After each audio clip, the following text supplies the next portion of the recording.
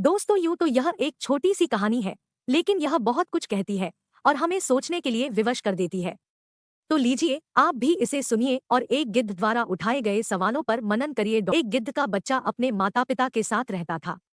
एक दिन गिद्ध का बच्चा अपने पिता से बोला, पिताजी, मुझे भूख लगी है। ठीक है, तू थोड़ी देर प्रतीक्षा कर, मैं अभी भोजन लेकर आता हूँ। कहते हुए गिद्ध उड़ने को उद्यत होने लगा। तभी उसके बच्चे ने उसे टोक दिया, रुकिए पिताजी, आज मेरा मन इंसान का गोश्त खाने का कर रहा है। ठीक है, मैं देखता हूँ। कहते हुए गिद्ध ने चोंच से अपने पुत्र का सिर सहलाया और बस्ती की ओर उड़ गया। बस्ती के पास पहुंचकर गिद्ध काफी देर तक इधर-उधर मंडराता रहा, पर उसे कामयाबी नहीं मिली। थक-हार का वह सुअर का गोश्त लेकर अपने घोंसले में पहुंचा।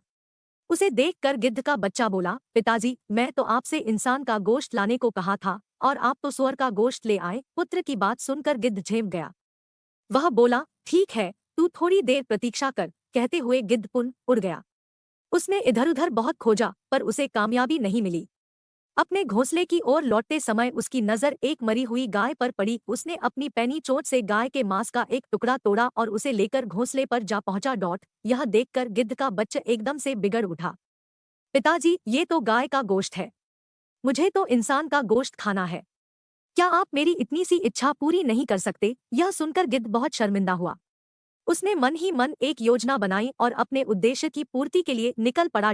गिद्ध ने सुअर के गोश्त एक बड़ा सा टुकड़ा उठाया और उसे मस्जिद की बाउंड्री वाल के अंदर डाल दिया। उसके बाद उसने गाय का गोश्त उठाया और उसे मंदिर के पास फेंक दिया। मांस के छोटे छोटे टुकड़ों ने अपना काम किया और देखते ही पूरे शहर में आग लग गई। रात होते होते चारों ओर इंसानों की लाशें बिछ गई। यह देखकर गिद्ध बहुत प्रसन्न हुआ। उसने एक इंसान के शरीर से गोश्त का बड़ा का टुकड़ा काटा और उसे लेकर अपने घोंसले में जा पहुंचा। यह देखकर गिद्ध का पुत्र बहुत प्रसन्न हुआ। वह बोला, पापा, ये कैसे हुआ? इंसानों का इतना ढेर सारा गोश्त आपको कहाँ से मिला? गिद्ध बोला, बेटा, ये इंसान कहने को तो खुद को बुद्धि के मामले में सबसे श्रेष्ठ समझता है, पर जरा सी बात पर जानवर से भी बदतर बन जाता है और बिना सोचे समझे मरने मारने पर उतारू हो जाता है। इंसानों के वेश में बैठे हुए अनेक गिद्ध ये काम सदियों से कर रहे हैं।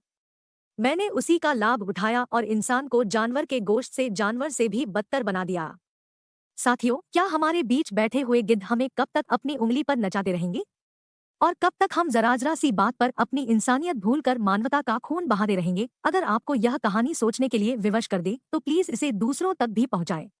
क्या पता आपका यह छोटा सा प्रयास इंसानों के बीच छिपे हुए किसी गिद्ध को इंसान बनाने का कारण बन जाए। धन्यवाद।